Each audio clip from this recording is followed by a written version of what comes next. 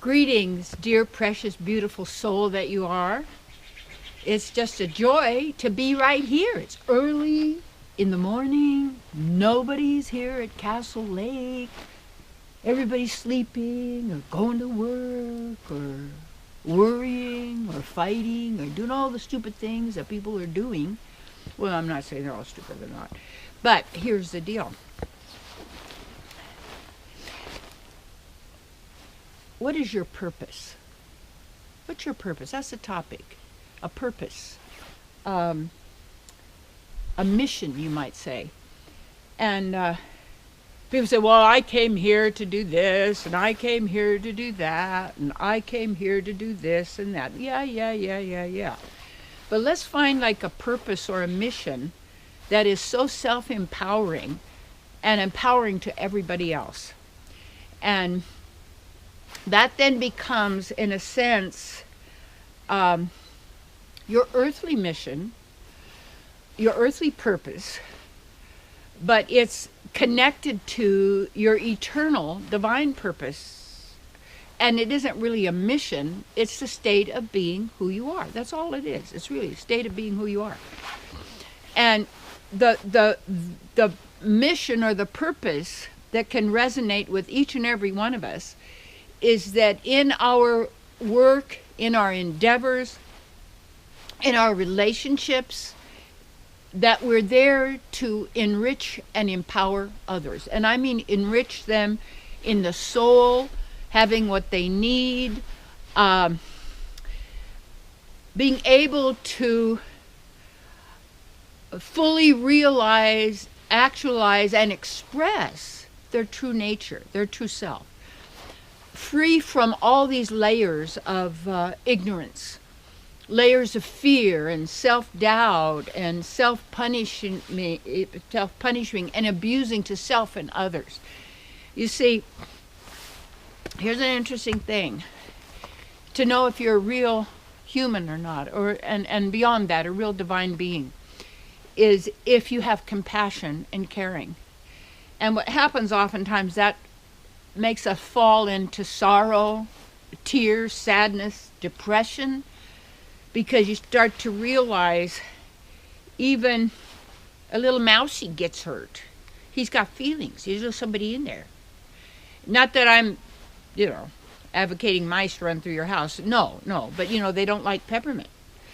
And what happens is, in a killing society, in a society that believes in overpopulation, in a society that's, intent to believe in death and birth and sickness and struggle and hardship and all of this stuff, all this information, all these stories, all these narratives that are just heaping on us stuff that has nothing to do with who we are, but dims our own light.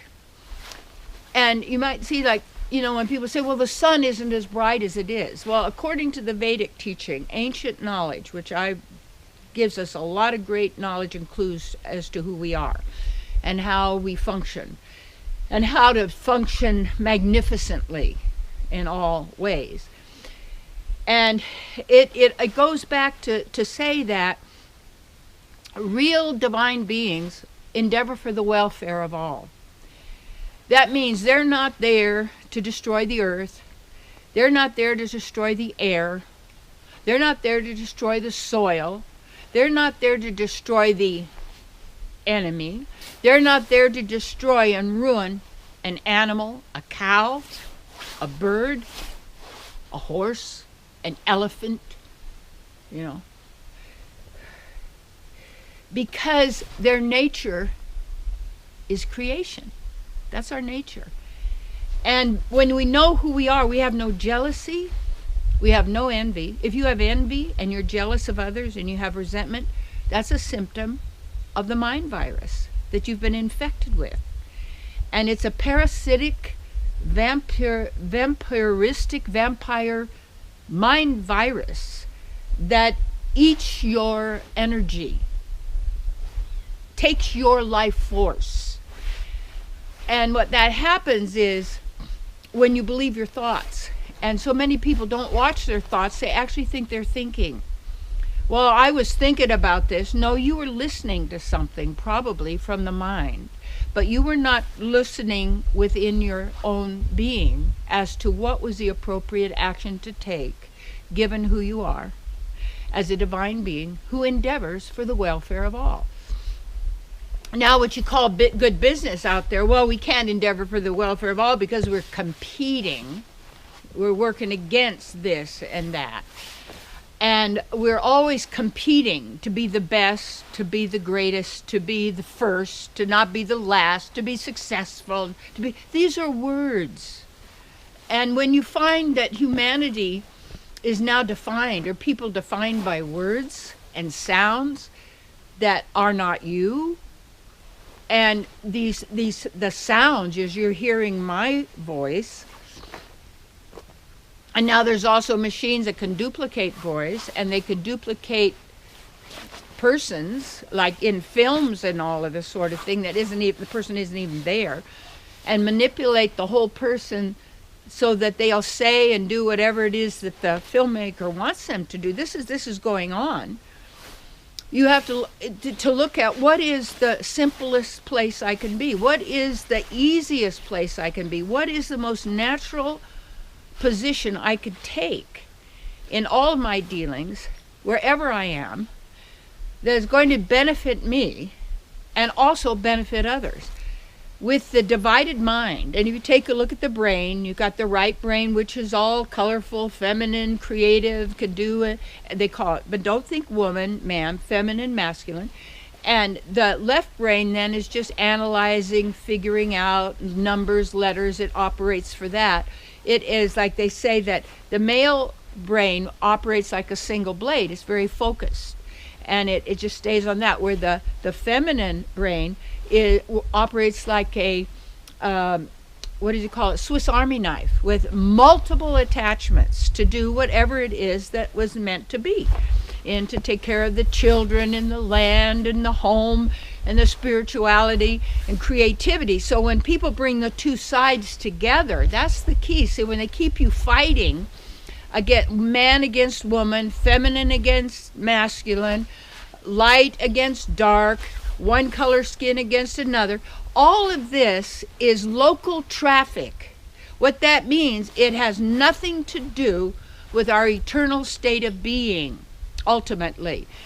And how you can empower yourself the most, truly, is to align yourself with the natural, the divine. You say, well, in nature, you know, big tiger is attacking a rabbit and killing it, and then an impala, and so you can see it's violent and these things go on. Well, wonder if that's all been a, what would you say, a creation in a sense. And lies that are told over and over again, and also printed in books and newspapers and magazines and media and everything. People actually, who do not know who they are, then become, what would you say, play a role in somebody else's movie. And what you want is you don't need to play a role, because whatever role you do play, whatever job you do. I was talking to my daughter, Rebecca, and she was going off to do something, and it was like, you know, she was thinking about, you know, her ministry, her work with people. And I said, you know, it's who you are that shows up that is the message. No matter what job you do. You could be a checker in the market. You could be the plumber, the electrician. These are jobs you do. The mother, the mother-in-law, you got all, you know, the daughter, you got all these jobs, you see. And what happens with all of this, everything gets so confusing and so chaotic and so much to deal with that the person is in a state of chaos and confusion. And what we want to do is move ourselves not into taking sides, but into doing that which is for the welfare of all. And that's why one thing we need to forget all of these distractions, and also just center on some of the most basic, important issues that there are. And we gather together with that beyond politics, beyond these so-called political fakey parties, blah, blah, blah, blah, all this stuff. You know, my God, my religion. See, they put all then these gods, each one saying, my book is rules, is the law, stay right with the words, and if you stay with the words, this is the law. Where's the spirit of it? And it's not even the spirit behind that or the creation of that law, you think. It is the intention. Is it for the welfare of all, including every animal, the plants, every human, divine being, child, adult, every being? And why is it? It could be we are so powerful. In the Vedas, it says we are, each of us, you are brighter than 10,000 suns. We light the sun in that sense. We energize it because you're not a light body. You're not trying to be 5G, 5D, 4D, 3D, 7D, blah, blah, blah. Be who you are. And when we do that, you take yourself wherever you go. It's a very simple purpose. They are there to be all you can be and to always endeavor for the welfare, the well-being of all. And that means that we then, instead of dealing with the world, so to speak, and everybody and everything out there, is that you have your world. And each individual world is that person's, what they're agreeing with and what they're accepting. So when we get down to the real truth of the matter, endeavor for the welfare of all.